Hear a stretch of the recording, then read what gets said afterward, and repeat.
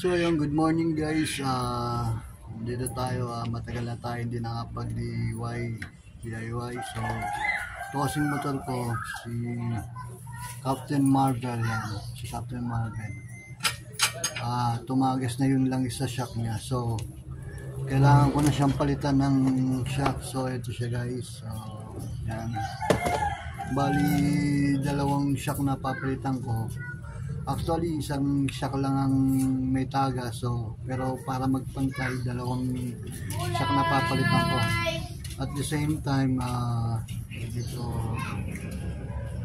yung sa preno niya, direksyon niya papalitan ko na rin para isang baklasan na lang. So ito sila guys, tignan niyo. So ayan, kung napapansin nyo guys, ayan, tumagas na yung langis. So papalitan ko na siya. Tapos yung ano natin, preno natin, so papalitan ko na rin.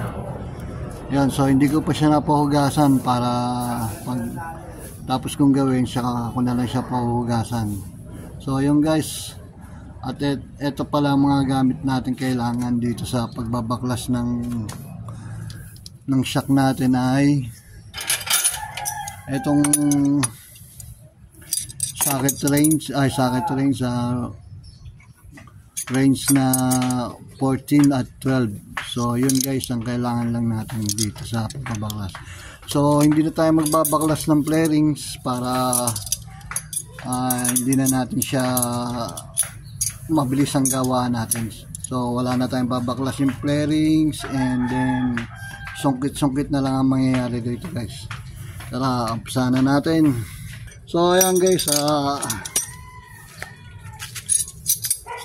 ang una natin tatanggalin dito yung tambucho para maluwaganan natin itong mga shock nya. So ang gamit natin dito 14. So matigas siya guys, matigas. So pag ganyan matigas, kukuha tayo ng socket range. Para mas mabilis ang trabaho. So ayan guys, kumuha na ako ng socket range na 14.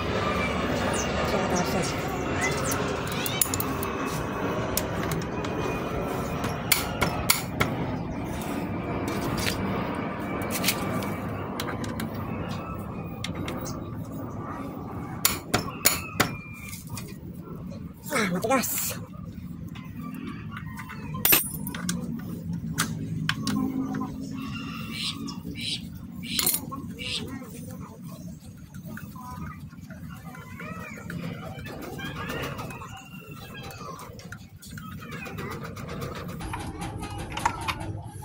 So ayan guys, to natanggal ko na.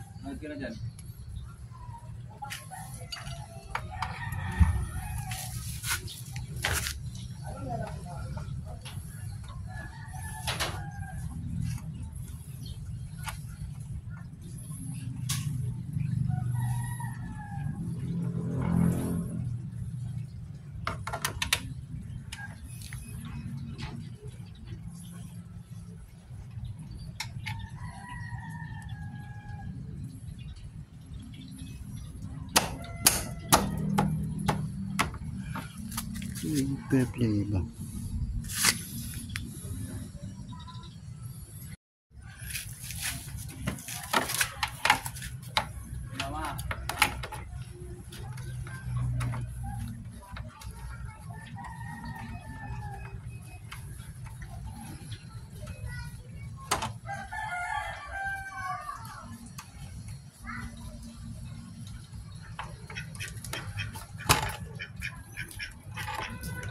So ayan guys, tanggalan natin ito. Kung mapapansin nyo yung sa ibabaw mahaba, kaya sa ilalim may plate.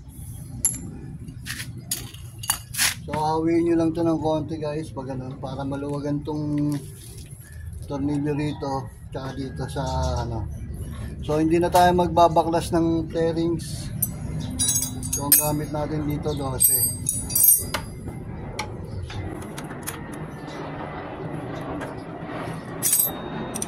Ano, malayo.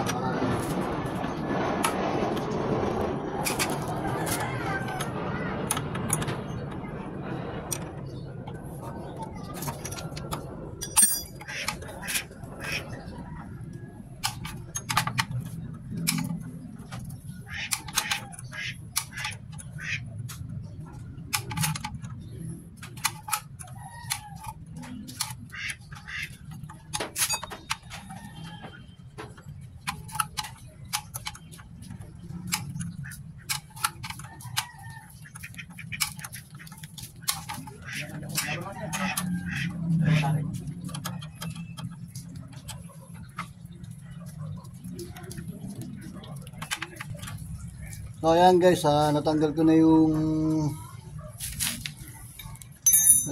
isa.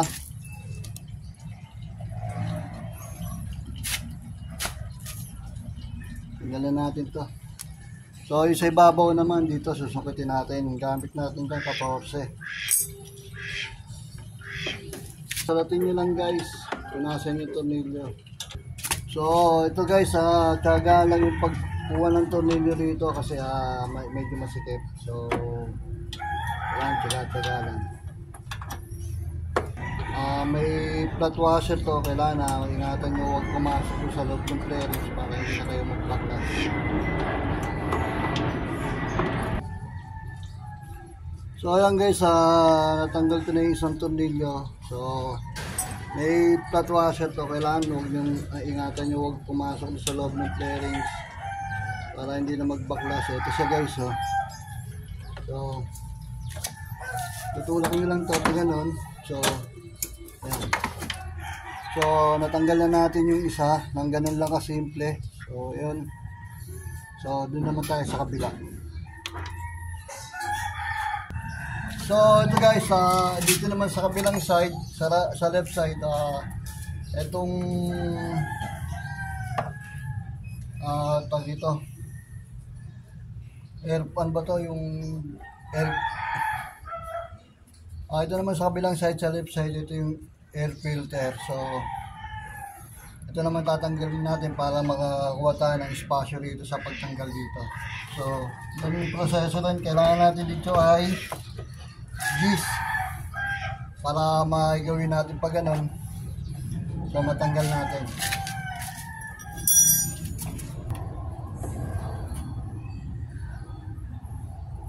So may dalawang tornilyo to guys. Gis ang pagtanggal.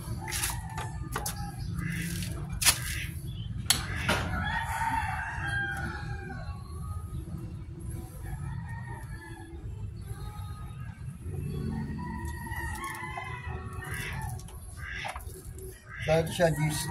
Tanggal natin.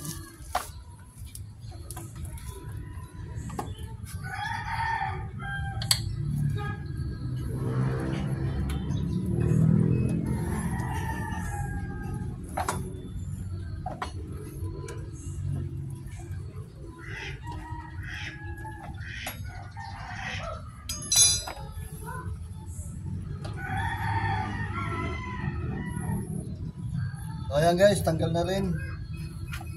So meron tong hose dito. So babaklasin yung hose para maikinto yung air filter.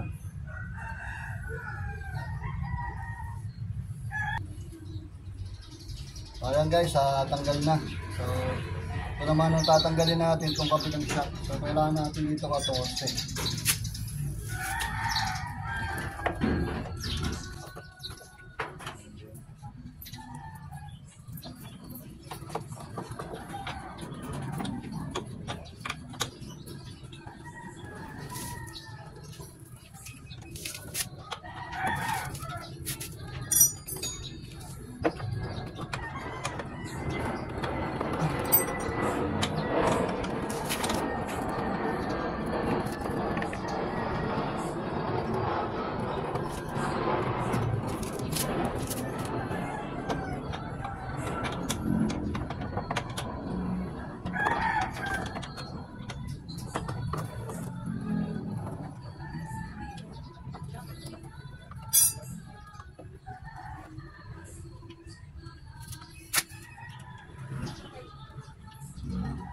So pag nalawagan nyo na guys, pwede naman kamayin na. So ingatan nyo lang ulit yung flat washer na malagdag sa loob. So ayan guys, tanggal na. Kailangan maingat.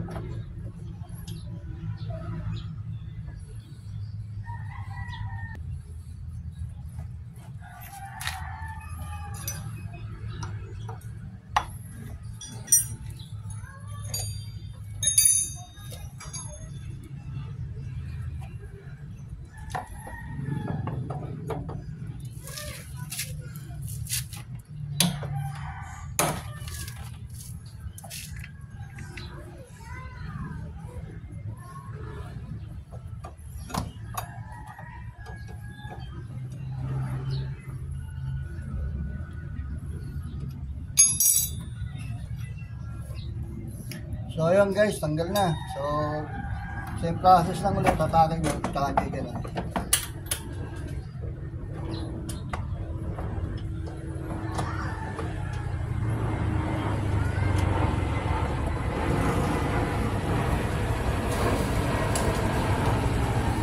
So ayun guys, dalawa na.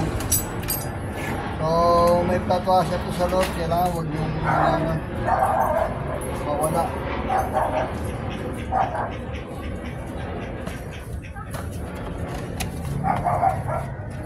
So ito pala yung nabili kong shock. So stock din siya.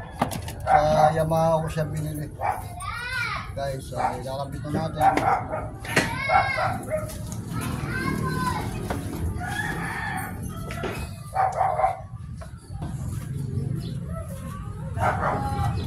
So huwag nyo ikakalimutan ibalik tong flat washer.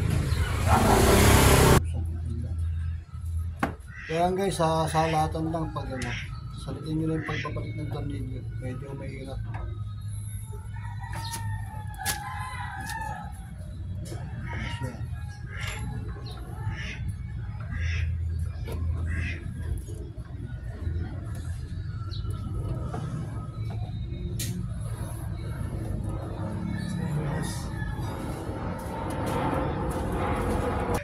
So yun guys, remind ko lang pag magbabalik kayo ng tornilyo, kailangan lagyan nyo to ng grasa or grease para in the future pag pinaklas nyo hindi siya kinakalawang. So yun lang guys. So nakabit ko na yung isa, so babalik na natin yung mga tornilyo niyan. So kailangan lang talaga tandaan. So ayan guys, nakabit na natin. 1-0 tayo. So higpit na lang. Kung madumi, punasan nyo lang ang tornilyo bago nilagyan ng grasa.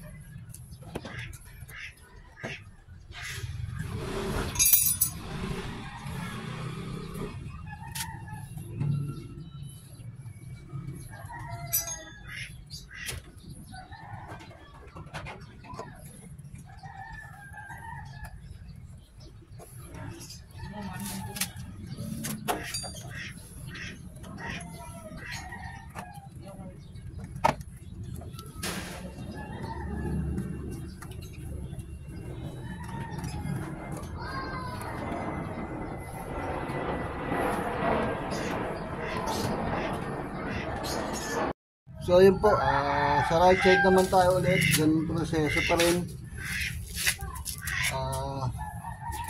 Ano lang, sukit lang ulit. So ito yung ipapalit natin. Ito siya. So may flat washer to, ingatan lang natin na huwag malaglag din sa kabilang side, mahirap kunin.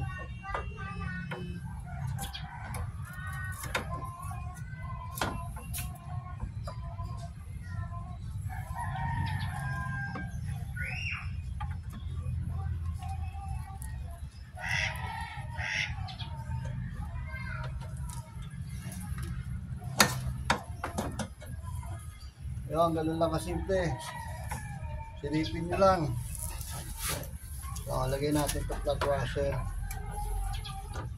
Ingat lang.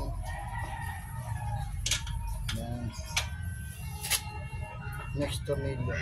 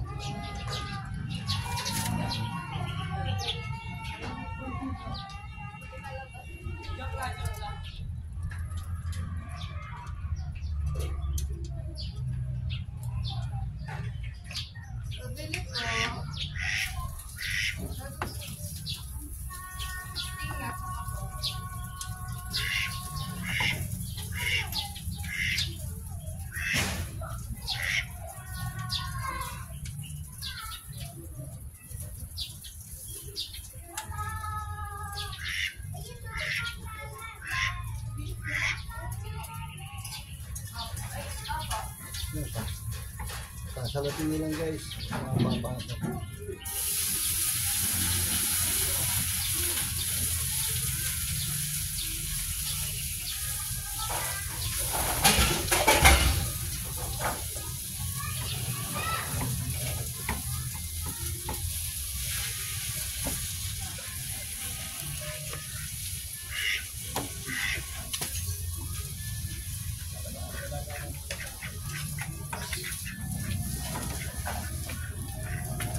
Nakakatuwa sa sinabi sa simula.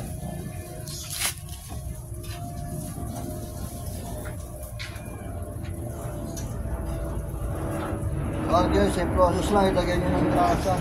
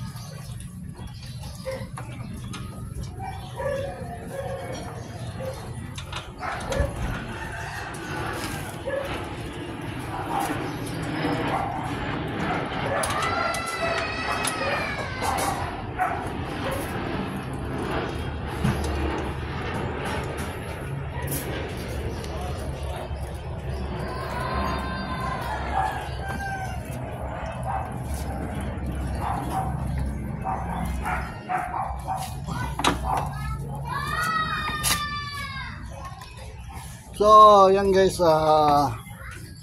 ganun lang kasimple. So, hindi na tayo nagtanggal ng flaring. So, para mabilis ang trabaho lang, hindi na natin kailangan tanggalin yung flarings na itong NMAX para magpalit lang yung shock. So, yun guys. So, dako naman tayo dito sa pagpapalit ng direksyon ng ating preno. Yan, kung nakikita itong preno naman.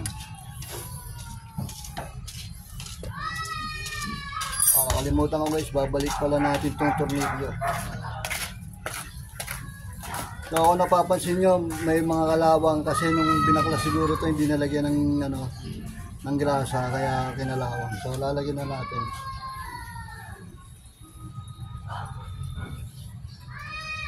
Para in the future, hindi mahirap paklasin.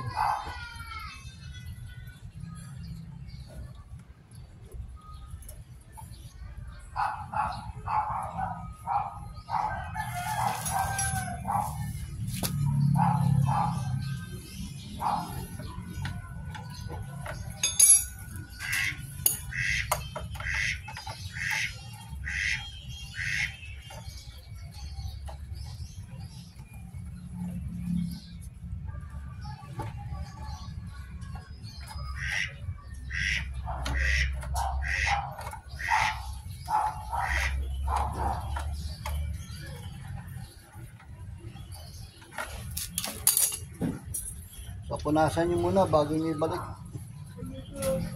Then, dip nyo sa may grasa.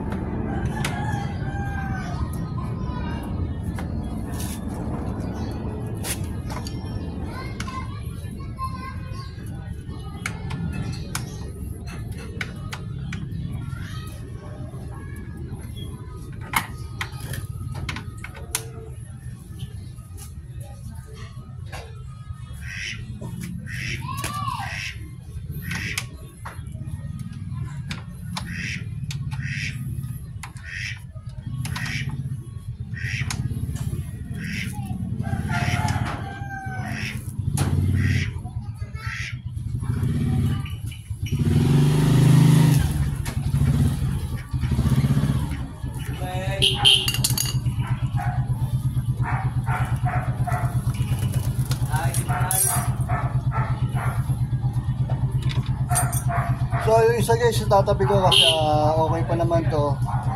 Pinalitan ko lang. So magagamit pa to pang reserva. So dito naman tayo sa brake shoe.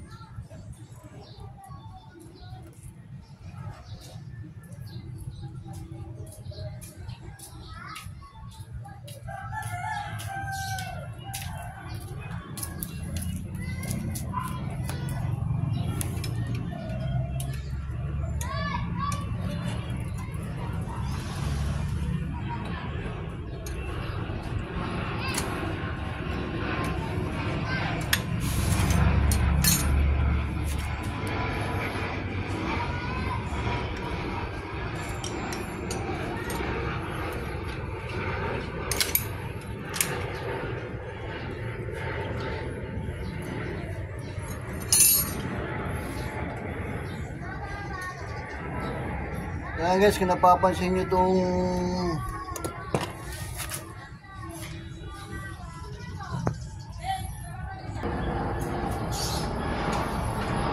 so ayan guys, nakabit ko na yung isa.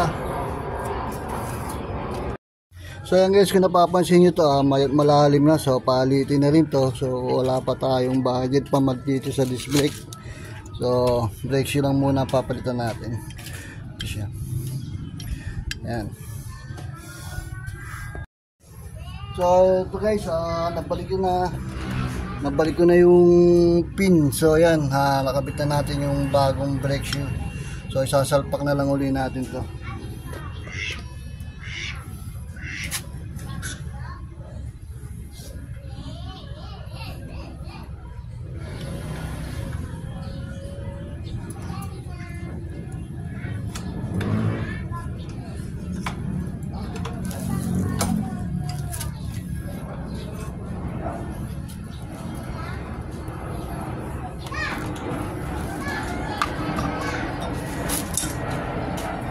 Same process lang ulit, lalagay mo ng gasa.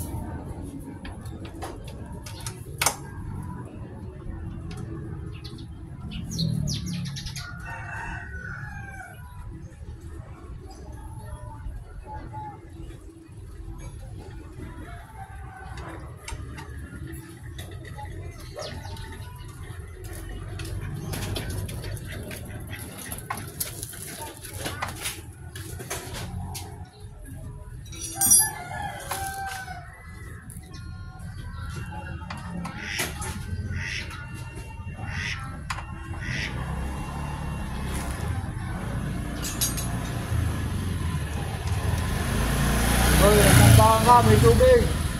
Nagdagandahan na.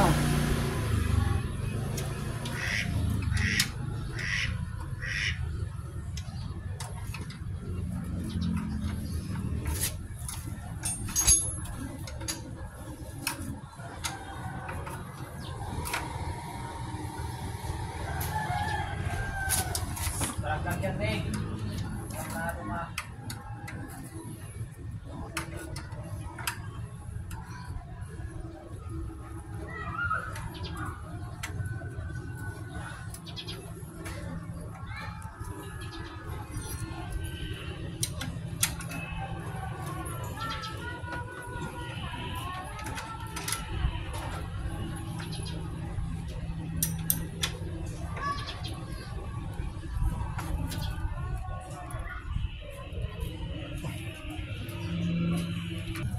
So ito na guys, naikapit na natin yung bago. So ang hindi tinatanggal yung flaring. So kung gusto niyo ng mga ganitong video, paki-comment na lang po sa ano, tawag dito, pagpapalit ng shock ng version 1 NMAX, hindi na nagkakalas ng flaring. So yun, sana nasundan nyo mga guys. Thank you.